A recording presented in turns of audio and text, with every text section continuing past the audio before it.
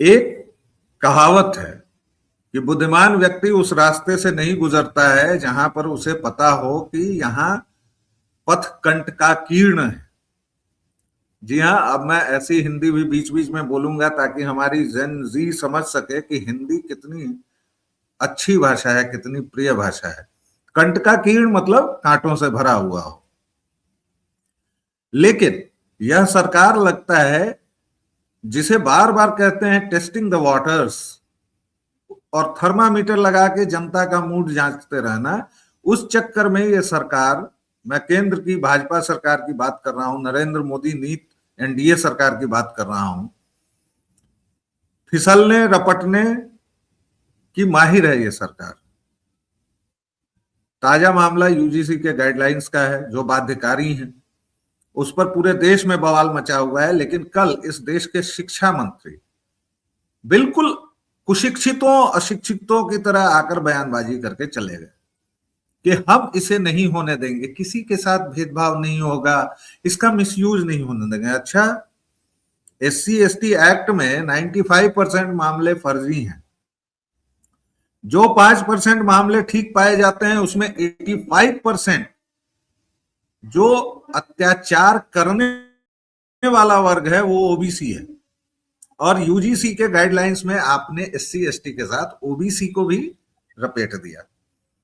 अब जब पूरा रायता फैल गया है तो उसे समेटने के बजाय आपके मंत्री लीपापोती कर रहे हैं। धर्मेंद्र प्रधान आके पता नहीं क्या अपनी उड़िया अंग्रेजी हिंदी मिश्रित कौन सी अबूझ भाषा में कुछ कुछ बोल गए। नित्यानंद राय से जब पत्रकारों ने सवाल पूछा तो वो लगे हर हर महादेव का नारा लगाने।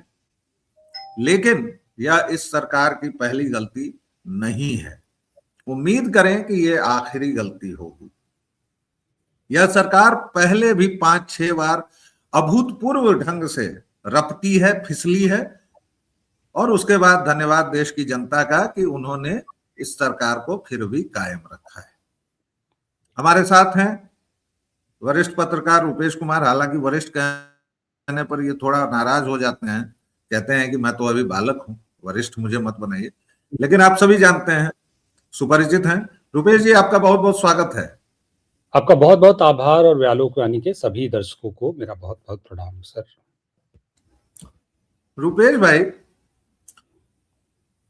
मैं और उदाहरण दूं उससे पहले सबसे पहले बात करेंगे, चूंकि आप उत्तर प्रदेश में अभी स्थित हैं और आप उत्तर प्रदेश की राजनीति को पिछले, मैं कहूं 8-10 वर्षों से बहुत करीब से देख रहे हैं, तो गलत नहीं होगा, क्योंकि आप एक राजनीतिक पार्टी के मीडिया सलाहकार भी रहे हैं पूर्व में, और वह पार्टी बहुत कद्दावर रही है उत्तर प्रदेश की राजनीति में, अभी भी है।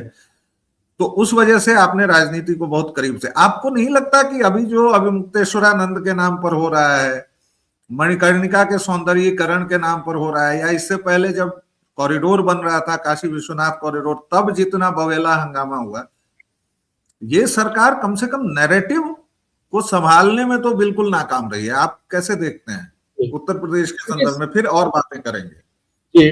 देखिए, उत्तर प्रदेश के संदर्भ में यहाँ पे दो बातें चल रही हैं राजनीतिक गलियारों में।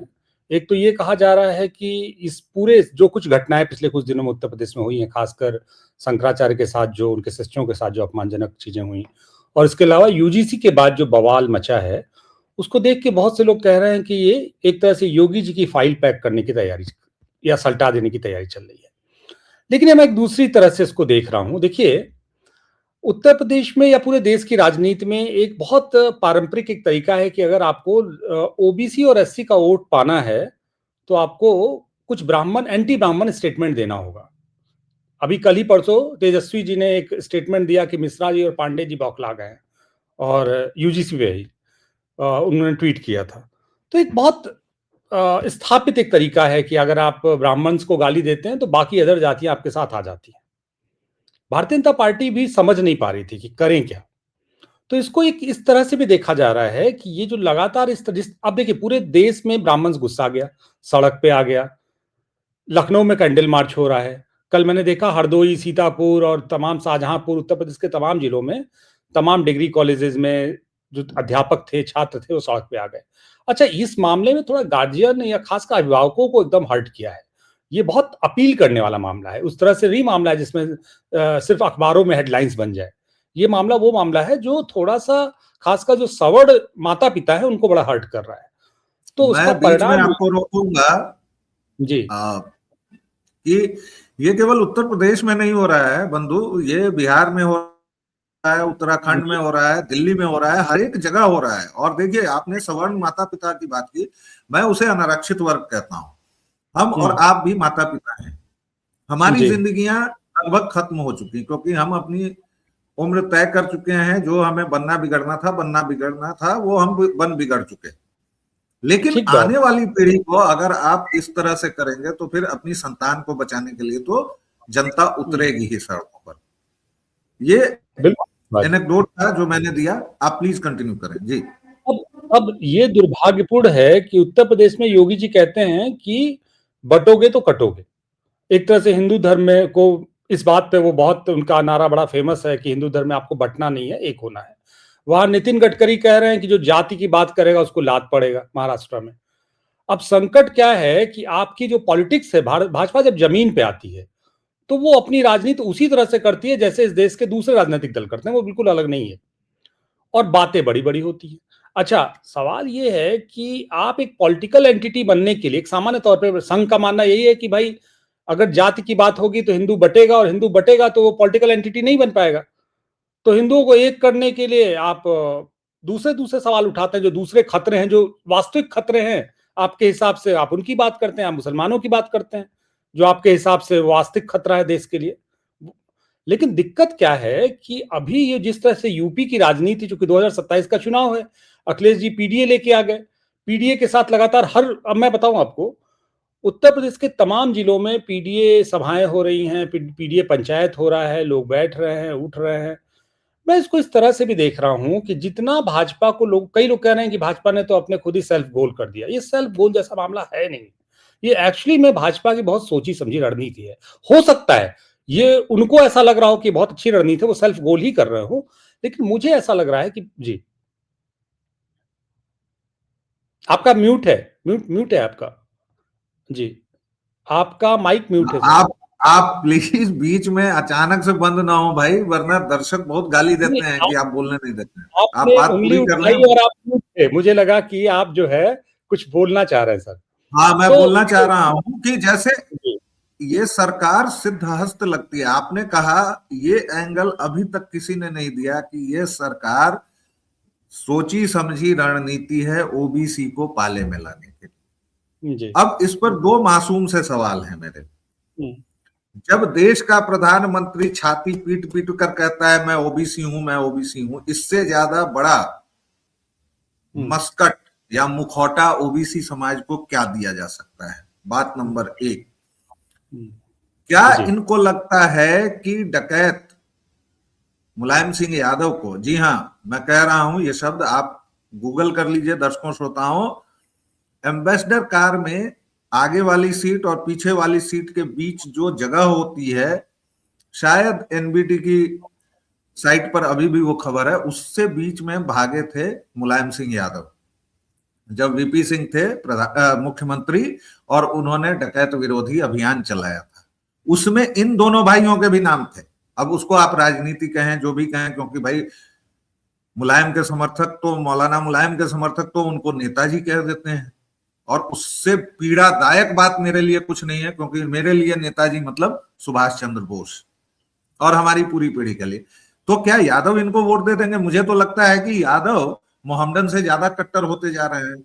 एक दूसरे, इन्होंने इस बार भी शिबू सोरेन, जिसको झारखंड में अंगुली माल कहा जाता है, जो कन्विक्टेड था, सूटकेस कांड जिसके समय हुआ था, नरसिम्हा राव जब थे, उसको पद्म विभूषण।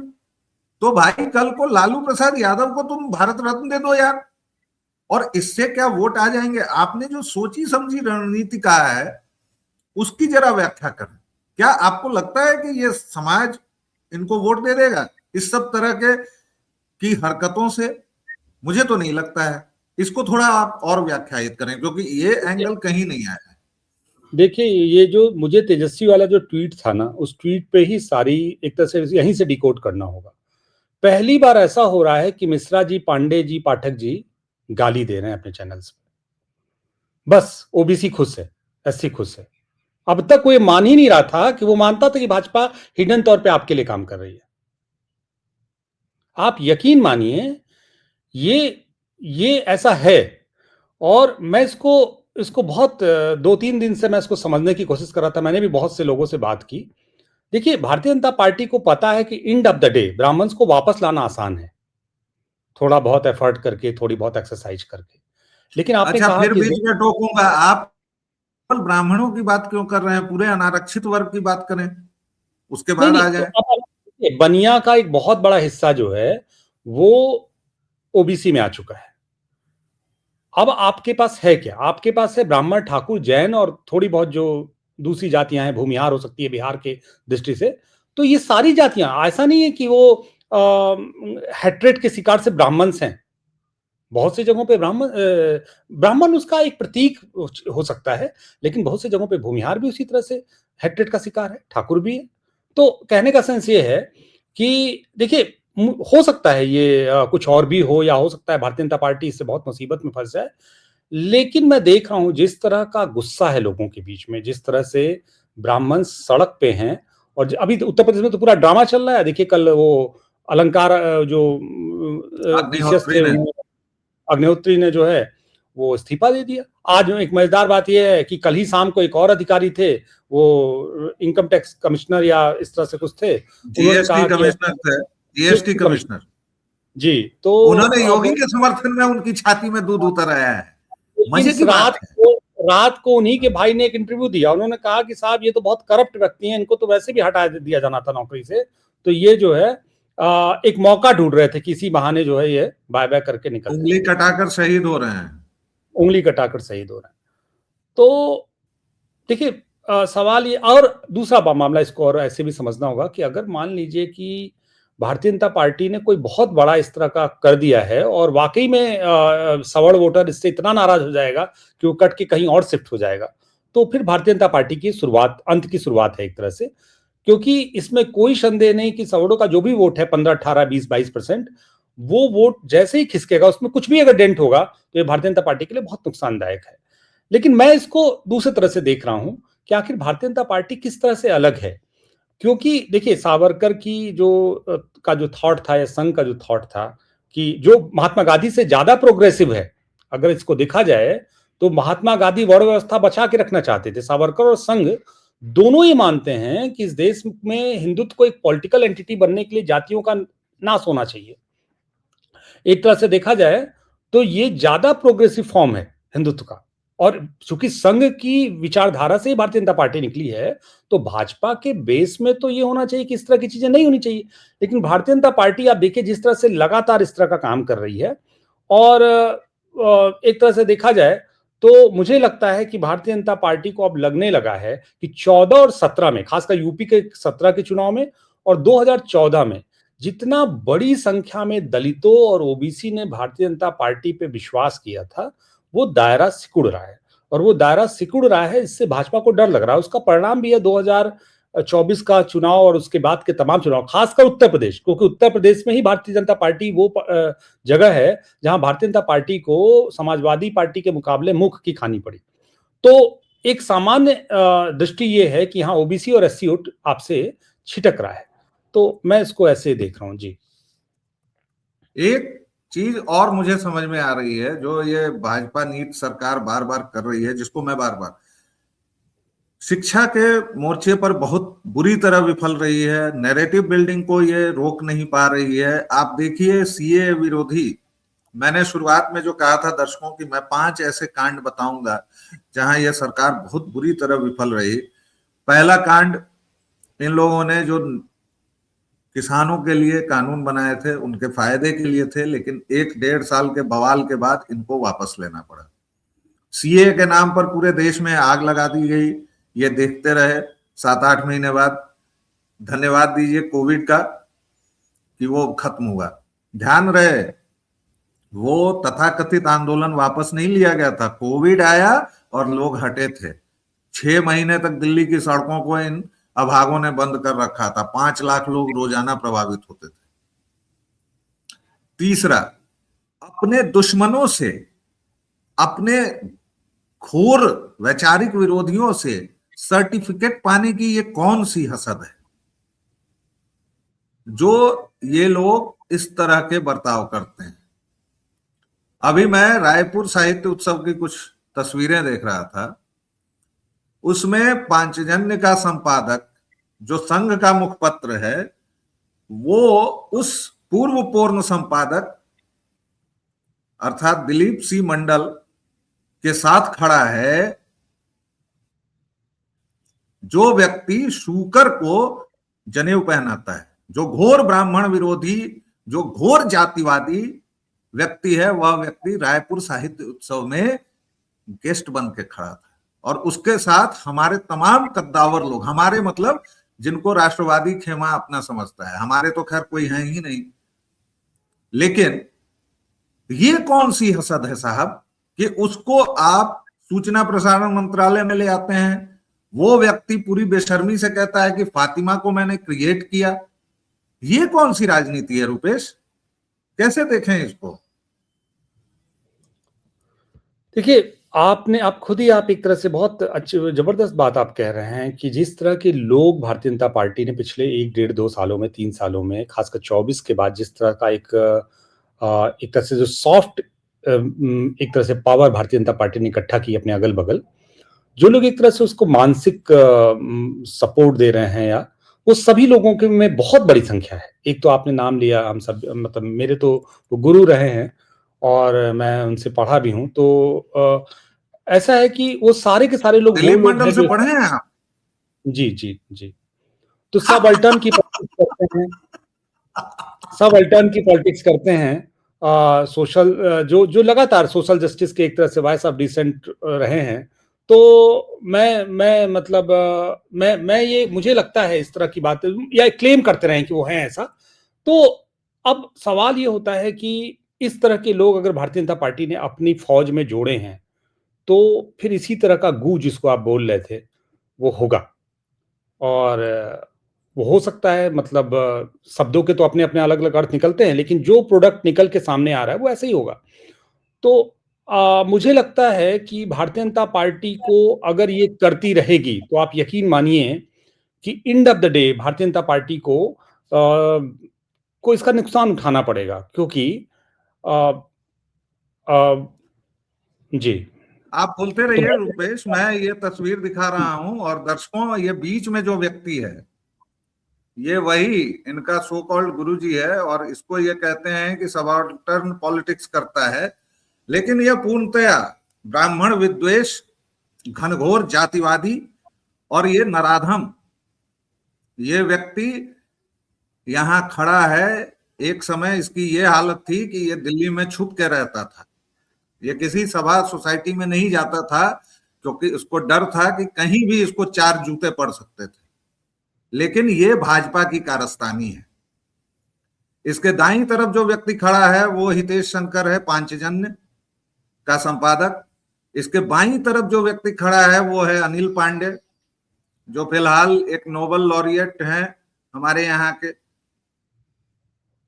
सत्यार्थी, उनके साथ काम करते हैं ये भाई साहब। हमारे साथ भी द संडे इंडियन में इन्होंने काम किया था।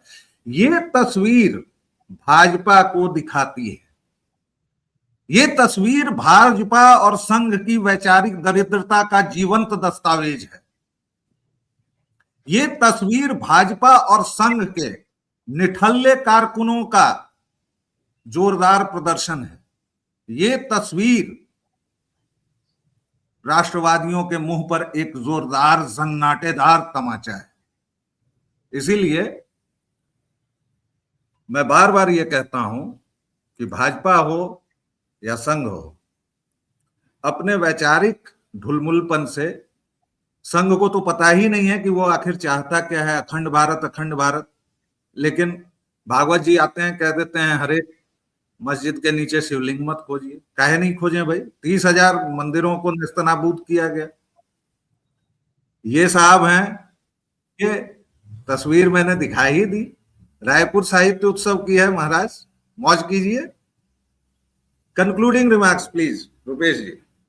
जी, मुझे ऐसा लगता है कि भारतीय जनता पार्टी भी अपने वैचारिक अंतर्विरोधों से इवॉल्व कर रही है और जाहिर सी बात है कि जाहिर सी बात है आप जो है आपका आपका आपका म्यूट है, आप इस पे टिप्पणी करते ज्यादा बेहतर होगा जी। नहीं नहीं, देखिए आप, मुझे हंसी आ जाती है। इवॉल्व कितने साल में करेंगे भाई? आप 80 से बने हुए हैं, आज 2026 है, 46 साल से आप इवॉल्व कर रहे हैं। और संघ के तो 100 साल हो गए, अभी तक ये लोग इवॉल्व ही कर रहे हैं। कमाल की बात है। लेकिन खैर, आपके असल कंक्लूडिंग रिमार्क्स प्लीज। असल में मैं मात्र 2 लाइन में बात अपनी खत्म करूंगा। देखिए, ठीक बात है आप जो कह रहे हैं कि आपने एक बड़ी जबरदस्त बात कही कि कितने सालों में इवॉल्व करेंगे, संघ के 100 साल हो गए। दिक्कत क्या है कि हम कितनी भी बातें करें थियरी में, इस देश की जो सियासी जमीन है ना, वो बहुत कॉम्प्लेक्स है, बहुत कॉम्प्लेक्स है। और आप यकीन मानिए, जब चुनाव लड़ने कोई भी पॉलिटिकल पार्टी जाती है, तो अगर आपने बिहार में देखा, बाकी जगहों पे देखा, सच ये है कि अगर सियासी समीकरण पे एक पार्टी की कुछ मजबूरियां होती हैं, मैं तो यहाँ पे मैं भारतीय जनता पार्टी के जो तमाम एक्सरसाइज है, उसको मुझे ऐसा लगता है कि उसके सर्वाइवल के लिए जरूरी है, वरना वो यूं ही खारिज कर दिए जाएंगे। बस मेरा इतना ही कहना है सर। बहुत बहुत आभार, धन्यवाद रुपेश जी। और देखिए दर्शकों श्रोताओं, हम दोनों के बीच कई बार ऐसी स्थितियां भी हुई जिसमें आपको लगा होगा कि हम लोग एक दूसरे से बहुत विरोध पर हैं, और यही सनातन है कि पुरजोर विरोध के बावजूद आप मित्र बने रह सकते हैं, और पुरजोर विरोध के बाद वैचारिक मतभेद होने के बावजूद मनभेद नहीं रख सकते हैं। यही चीज आज की राजनीति हो, मीडिया हो, एकेडमिक्स हो, सब गायब हो चुका है। हाँ, लेकिन इसका मतलब ये नहीं है कि आप दिलीप मंडल जैसे गू को अपने चेहरे पर पोत के और नाचने लगेंगे। इस मामले में मुझे माफ कीजिएगा, कोई समझौता नहीं हो सकता है। फिलहाल इतना ही, एक छोटा सा विराम, फिर मिलेंगे। व्यालू पानी को जिस तरह आप अपना स्नेह और प्रेम देते रहे, प्लीज देते रहिए, बड़ा अच्छा लगता है आपकी स्नेह की वर्षा में भीगना। तो एक विराम के बाद फिर मिलते हैं। जय जय सिया राम। नमस्कार।